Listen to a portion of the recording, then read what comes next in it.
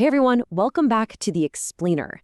Today, we're diving headfirst into a brand new block on deep learning, and we're kicking things off with the absolute powerhouse of the field, Google's TensorFlow. So before we really get into the weeds of how TensorFlow does its thing, we kind of need to address the elephant in the room. What actually separates deep learning from the classical machine learning stuff we've been looking at previously? Right, so think back to classical machine learning. It relies heavily on structured tabular data, those neat, tidy pandas data frames where we do all that manual upfront feature engineering. But deep learning, it's a completely different beast. It literally takes raw, messy, unstructured data. We're talking images, audio clips, massive blocks of natural language text, and it automatically learns to extract meaningful patterns entirely on its own. Okay, Section 1, Anatomy of Neural Networks, the biological bridge. To understand how this works, it really helps to look at this biologically inspired concept of a single neuron, or node. It's a surprisingly simple yet incredibly powerful four-step process. First, the neuron just takes in a set of numerical inputs. Second, it multiplies each of those by a specific learned weight. Third, it adds all those weighted values together. And finally, step 4, it passes that combined result through what we call an activation function. And that's what determines the neuron's final output.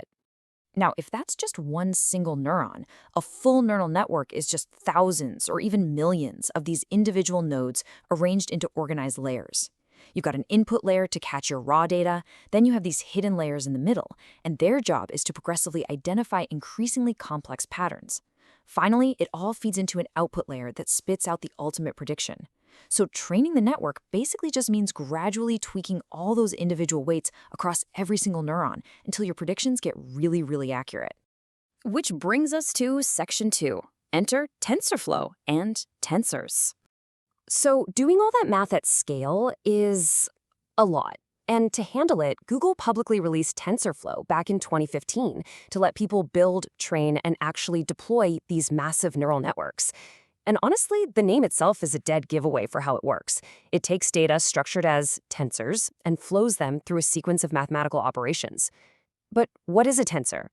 Simply put, it's a structured, multidimensional container built specifically for numerical data. If you're thinking, hey, that sounds exactly like a NumPy array, you've hit the nail right on the head. Just look at how perfectly this maps back to the data structures we already use. A zero-dimensional tensor, that's literally just a single number. One-dimensional is a simple list of numbers. Two-dimensional is a grid, basically your standard pandas data frame. And a three-dimensional tensor, that's where you get into things like images, which have height, width, and color channels. TensorFlow essentially takes that really familiar array concept and supercharges it for the heavy lifting that deep learning genuinely demands. All right, moving right along to Section 3, Autograd and GPU acceleration. Now, you might be wondering, why can't we just stick with NumPy? Well, NumPy is an amazing general-purpose library, but it totally leaves you doing manual derivative calculations. TensorFlow, on the other hand, takes those core concepts and adds two absolute game changers: automatic differentiation and native hardware acceleration. Let's dive into that first superpower. Inside TensorFlow, there's a special context called tf.GradientTape. It automatically and flawlessly tracks every single math operation you run. Why does that matter? Because it lets the system calculate exactly how a tiny tweak in an input changes the final output. This automatic differentiation, or autograd, is hands down the most crucial technical feature separating deep learning frameworks from general-purpose libraries. I mean, imagine trying to manually calculate millions of microscopic weight adjustments by hand. Absolutely no way. It'd be a complete nightmare. And because we're tracking millions of operations, we have to talk about that second feature, GPUs. A graphics processing unit is built to crunch an enormous amount of parallel math, all at the exact same time. We are talking 10 to 100 times faster than using a standard CPU. TensorFlow was engineered right out of the gate to take advantage of this dramatic performance boost. Seriously, if you have a GPU, making sure TensorFlow is actually using it is an absolute must. Okay, let's look at the bigger picture. Section 4, the broad TensorFlow ecosystem.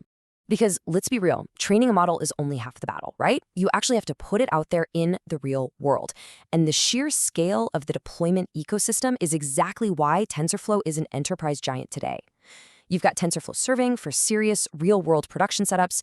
Then there's TensorFlow Lite, which shrinks models down so they run smoothly on mobile phones or tiny resource-constrained hardware. And they even have TensorFlow.js for running models directly inside a standard web browser. In big enterprise environments, being able to reliably push a model to all these different platforms is just as important as the training itself. But let's talk about the user experience, because it has evolved a lot. Historically, the low-level TensorFlow core API was, well, kind of notorious for being complex and a bit unintuitive. To fix that, Google officially brought in Keras. It's a higher-level, way more beginner-friendly interface, and it is now the official, recommended, default way to build models. It basically takes all the insane power we just talked about and makes it super accessible. So, as we wrap this up and get ready to dive fully into Keras in our next explainer, I really want to leave you with a question. Now that you have access to the exact same foundational tools that are powering Google's AI revolution, what real-world, messy, unstructured data are you going to tackle? Understanding tensors and how they flow through these networks is your key to unlocking all of it. Thanks so much for hanging out with me today, and I'll catch you next time.